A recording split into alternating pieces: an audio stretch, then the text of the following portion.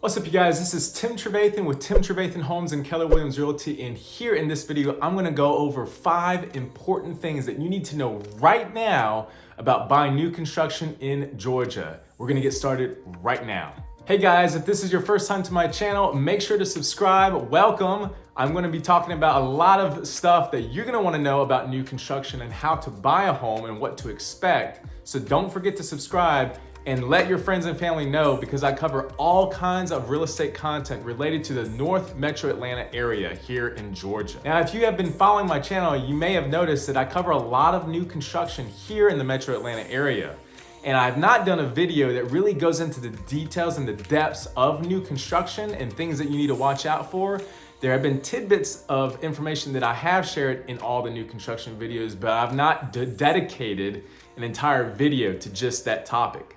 This is the video for you. If you're thinking about buying new construction, there are 5 things that you need to know and be aware of when purchasing a home that is a new construction home here in Georgia. We're gonna go ahead and dive right into it. Number 1, earnest money. Let's first start with defining what earnest money is. It is a sum of money that is put down at the beginning to show to the seller that you are a serious buyer, and that money is held as collateral if your loan doesn't go through or if the appraisal doesn't come in at good value. Now, with new construction, earnest money works a similar way as with resale homes, except the amount is quite enormous. And with new construction, that's always been the case prior to COVID, prior to this competitive market that we've been in, but not to the degree that it is now. Before, say 2019 and later, it used to be anywhere from $3,000 to $10,000. Now I'm seeing earnest money that can be up to 3% of the purchase price. So on a home that's priced at $800,000, that could be an enormous amount of money. What I have seen now in this market, earnest money amount ranges from anywhere that is $20,000 to $50,000. So you want to have a lot of this money saved and upfront, ready to go when you do decide to go under contract with a new construction home. And the good thing with earnest money, just like with resale, is that it goes towards your down payment, but it's an amount that you need up front. It cannot be something that is factored into the loan itself. Number 2, bidding. Yes, believe it or not, for the first time that I've seen in my real estate career, there are now bidding processes with new construction. Similar to a resale, if you went and saw the house, you liked it, you tell your realtor, hey, I like this house, I want to put an offer. You put the offer based on the comps, based on how much you're willing to put in, and on as far as the number of offers that are on the table. Those are some of the things that you look at in determining what kind of offer price that you put. Now with new construction, it's a bidding process, which this could be a good and a bad. The bad is that the homes for new construction are already priced at a premium. So they're the top highest dollar amount homes that you can buy because they're brand new, of course, and they're modern and they're all up to date. You don't need to make any renovations. It's move-in ready from the beginning. So having said that, with the premium, now you have to tack on a bidding amount that could be over the asking price. Now, for example, with Toll Brothers communities, those new construction homes, which there are a lot that are being built, especially in Cumming, Georgia right now, you're seeing upwards of around 2 to 3 times the amount of the lot premium. So the lot premium is something based on where the lot is, the direction that it's facing, and how big the lot is. It determines the price of the lot premium that gets tacked on to the price of the base price of the house itself. Some communities already include this to the price, so you want to ask and make sure. Now, having said that, a lot premium at a Toll Brothers community I'm seeing could be anywhere from $50,000 to $80,000. So let's just take the high end of $80,000, and if we're seeing a bidding process of 3 times that amount, then you're looking at $240,000 over the list price. This is the most that I've seen, and this is not indicative of the rest of the new construction communities around Metro Atlanta, but just to let you know, worst case scenario, this is what I've seen. And the reason why is that some of these builders are realizing that once these homes are bid up so much over the asking price, that the next batch of inventory that gets released for the following month or 2 weeks later, 4 weeks later, whatever it is, that they now have to reprice it drastically from what they had intended to do because of the bidding that took place on the last lots. They don't want these values to get out of hand where it could actually be detrimental for the builder, where they won't have as many buyers in a small buyer pool that make up the demand that fuels those higher over asking bids. So some of them are reverting back, so that is the good news, but you really have to ask and find out and see which builder is doing that and which builder is not. Number 3, escalation clause and buyouts. Now, believe it or not, another thing that I noticed for the first time in my real estate career with new construction is that there are now escalation clauses. What is an escalation clause? Well, there is a definition of an escalation clause when it comes to putting an offer and purchasing a house, but this is not what I'm talking about. This is an escalation clause, which is a special stipulation that is built into the contract that the builder has put in ahead of time, that they go over with the buyer at the time of depositing the earnest money and signing the contract to go under contract officially. So what does this escalation clause mean? Again, for the first time, this is what I'm seeing. If the house goes under contract, let's say the price of the new construction home is $600,000, and it takes, say, 8 months to build. By the time you get to 7.5 months, you're 2 weeks away from closing. During that time, the market has appreciated, so now the value of the home is a lot more at the time that you purchase it for.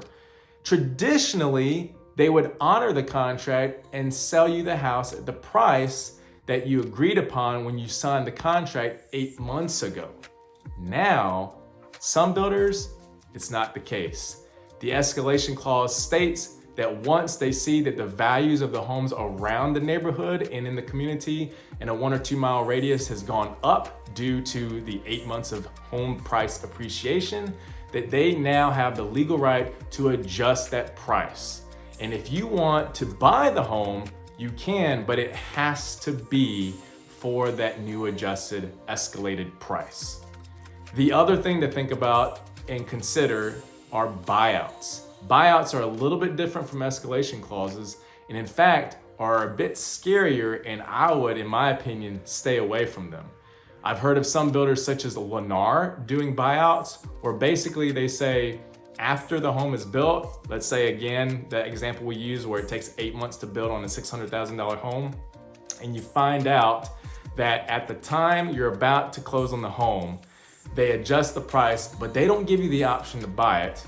They kick your contract out, find another buyer who is able to pay more, say $750,000, and they buy it.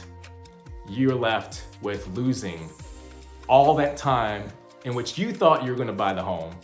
And you will get your earnest money back, but you won't be getting the home that you've been waiting for, earnestly waiting to move in and get excited to be a homeowner. Number 4, interest rates. Now, at the time of recording this video, interest rates are now at 5.5%. They have jumped up dramatically from January 1st at the beginning of this year at 3% to now here in May at 5.5%. Now, that means that the affordability index has gone down. Buyers that have looked to buy and been wanting to buy, they may be able to afford a home, but for a lot less value. Some may not even be able to afford a home at all, such as first-time home buyers. Now, what does this have to do with new construction? Well, typically in the state of Georgia, it takes about 5 to 6 months to build a home from scratch all the way to completion. Well, with COVID delays, labor and material shortages, and the rising prices in things like lumber, that is the reason why we're seeing these longer wait times to build a home.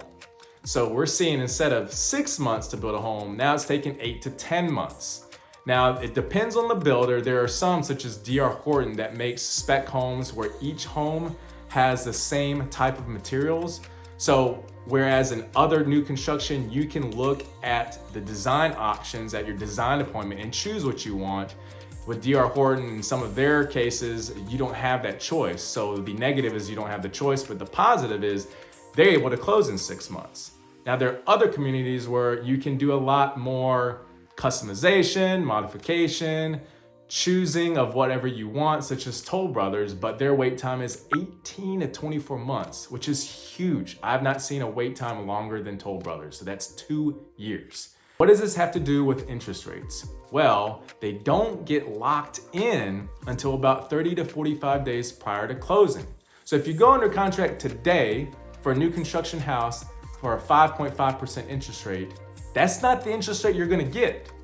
When you get it locked in, it's gonna be maybe 8 months from now when your home gets completed. So let's say you don't get your home completed until January of 2023.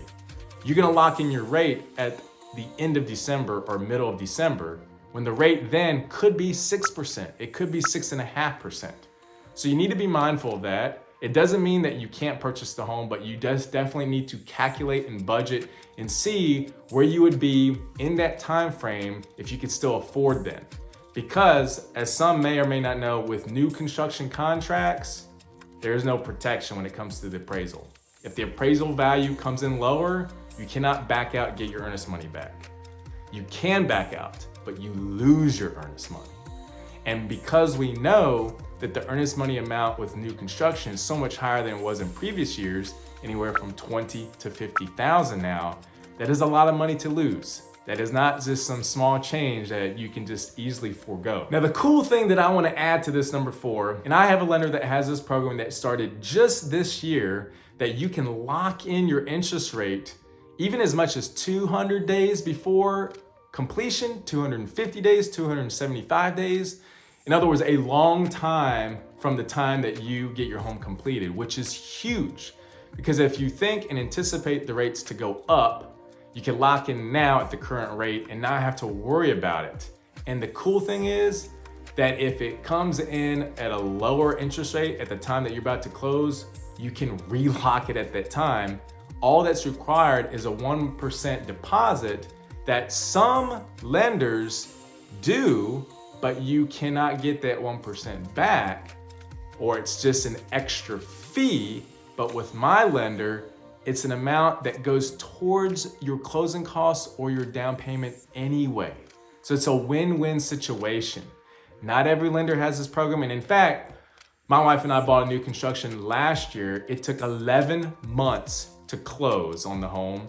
And I used my same lender that I recommend to all my other buyers, but at that time they did not have the program. Now the rates were still good last year, so I didn't have to worry about it either way. But especially this year and in the coming years, 2023, 2024, we don't know when the rate's gonna go up more or how much more if it does. So it's important that you know that you've got the right lender to work with who can protect you and make it a win-win situation. Having said that, number 5, buyer representation. Some may know this, some may not, but the sales agent on site represents the builder. So that means if you're buying a new construction home without an agent, then you're gonna have a contract that could be 50, 60, 70 pages long, where there's a lot of protection to the builder with a sales agent that's representing the builder's best interest. So when you're buying a new construction, just like with resale, you still need an agent to be able to work for you. The best part is that that agent is not gonna be charging a commission. So for example, for me, if I work with new construction clients who wanna buy new construction homes, there is no fee for working with me. And so it is also a win-win situation because you're buying a home. On top of that, you have all the support from your agent and not having to charge any fee to them. The builder pays my commission. That's why. So if you thought about buying new construction, please feel free to reach out to me. Look, I know a lot of you have been looking at my videos and I cover a lot of new construction. I've gained a good amount of knowledge about new construction. I understand it. I hit the pavement every day, knowing what's the in and outs of all the new construction communities. So if you've been watching my videos, you've seen all that's around. I love to be able to represent you. All this information I'm giving to you because I want to update buyers on the current market. Now here's the one thing to keep in mind. These 5 most important steps, or at least the first 4, they may change over time. 9 months from now, 6 months from now, even 3 months from now. because we're starting to see a shift because the interest rates have gone up.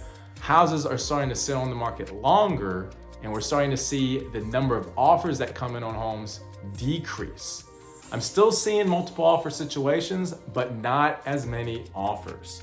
So it's possible that these builders may adjust accordingly with their new homes, just as the resale market is adjusting itself. So be on the lookout for new updates with new construction. But as of right now, these are the top 5 things that you need to be aware of when buying new construction. And if you like this video, again, make sure to subscribe and like it, and check out my other video in the link above that talks about the top 5 pros and cons of buying a new construction home in Georgia. If you like this one, you're definitely gonna like the pros and cons video. So be sure to check it out, share this with your friends and family. Hope to hear from you, and hopefully I'll be able to get a text message or call from you too. Again, if you wanna reach out to me, I love to represent you, love to help you. You can see all my contact information down below. Hope to see you in the next video.